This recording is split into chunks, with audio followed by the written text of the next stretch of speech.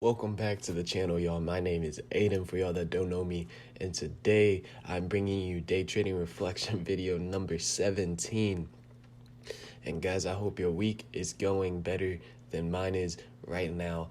I'm currently red for this week, and I am trying to dig myself out of it. It's a little difficult. Today's trades did not help at all. I was almost at where I wanted to be, but not quite, and it just took a toll. A few missed stops, a few missed entry points, a few missed confirmations will do that to you. And I will love to go ahead and jump right in and hopefully help y'all prevent those mistakes that I've made this morning. Alright, so let's go ahead and jump right into it. I'm gonna use Gush because this is what I traded first. You see I traded 15 and 7, so 22 shares in total of Gush. And the 15 shares at first, the reason I bought this was because I noticed that it had good potential to recover, just like it did. It recovered just after I finished trading, so not a good thing. I should have still been trading, and this is when I should have got out or around here. But let's explain why I missed this move. So I liked it. I saw it had potential. I liked that it pushed down really heavy, and that the stock it was making higher highs, but now it's making lower lows. Either way, though, the stock this morning pushed down, gapped down, and offered potential for a recovery.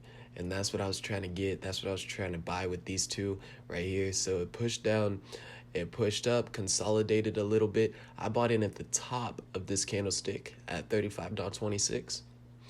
Zoom in for y'all even more at the top right here. Just because it pushed back up, it was down, then pushed back up, and I was like, all right, so the stock is going to make a pretty quick recovery.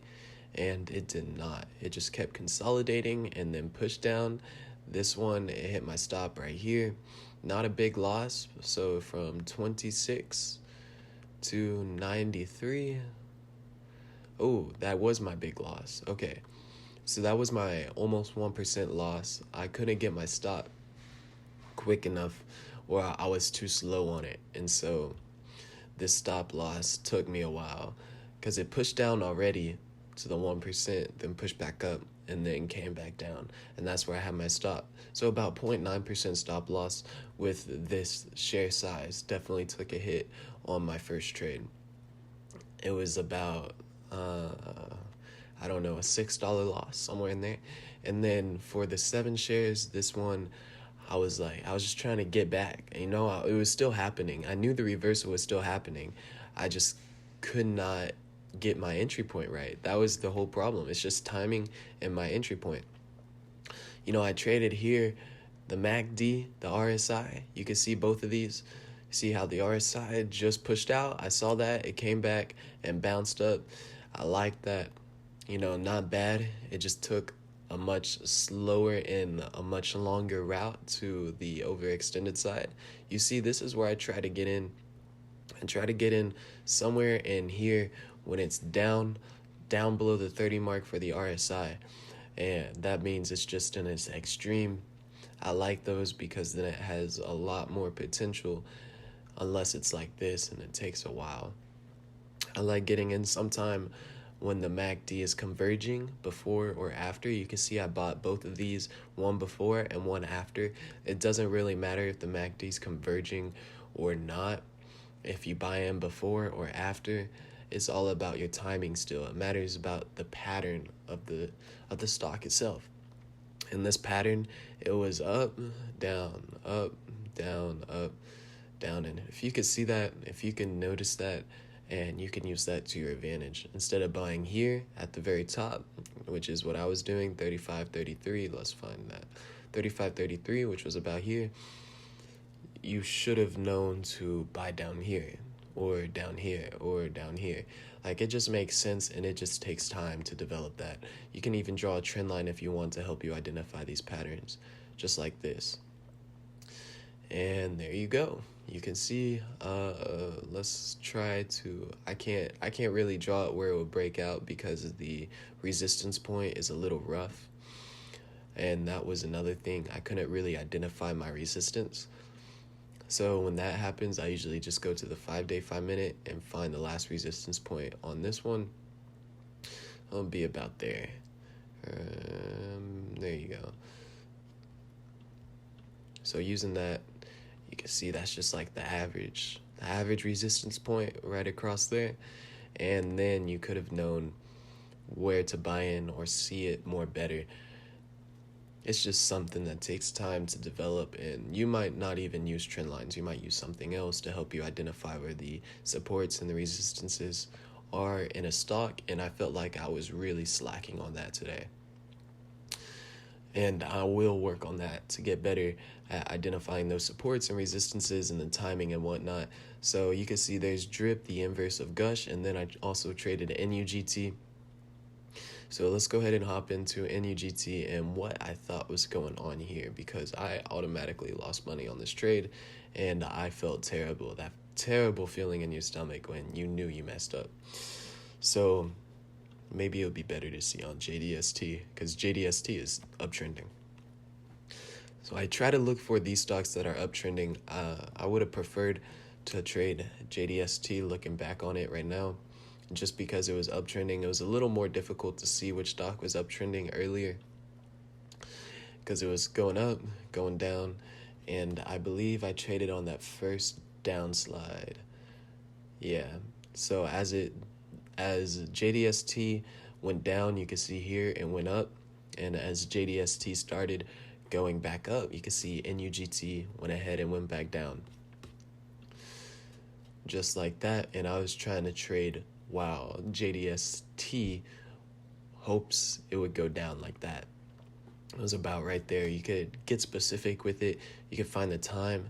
You can see down below the MACD, I traded at 907. Go back to JDST at 907, which was right there. You can see the stock right here trying to push down. It was making that consolidation candlesticks. It was at the last resistance, and that's what I was hoping for, another reversal at that mark, and it did not give it to me. I did not get it, and that was another problem, just the timing. I expected that double bounce, a little bit of consolidation, but instead, I went ahead and bought in at the top of this candlestick right here, thinking it will continue its uptrend, but it just went straight down and hit my stop about 69.14. So about right there, it hit my stop. I put my stop right below the support on these candlesticks, and that was it. It hit it. I got stopped out. It continued its downtrend and then started pushing up, but in the overall pattern, it is still downtrending, making lower lows and lower highs. And that is how my day trading day went this morning. Pretty poor, but I'm just trying to learn and grow at the same time. I'm thinking of, for the next few days, going back to paper trading for a little bit. I paper trade already daily, but instead of real trading, I'm thinking of paper trading and make sure to get my strategy correct. If you don't have your strategy written down already, you should definitely do that. It's called your trading plan, and it's just something to go off by paper. It helps me, but also just your knowledge of the stock market and the experience that you have helps a lot more. And so that's where the paper trading comes in. On-demand trading, if you had Thinkorswim, you'll be able to trade any time of the day, any day you want, other than the past few days of trading, because it takes time to process those trades. And yeah, that's really it, guys. So do expect more reflections and whatnot. I will be dropping them, but I'm just also going to be paper trading more. I've had, I think, 3 red days in a row again, which is not the best for me. I know that I could do better in the market, so I'm just going to take a step back, take my foot off the gas a little bit, and see where or what areas I can improve on. And guys, I hope y'all can do the same thing. That's why I'm making these videos. So go ahead and leave a like if you enjoyed the content. I'm trying to bring y'all more, trying to help y'all in your day trading reflection, or in your day trading style, whatever it is, and hopefully y'all are growing with me as I'm growing as well. So I will see y'all in the next video. As always, guys, subscribe for more, leave a comment down below, and I will see y'all in the next video. Stay up and peace out.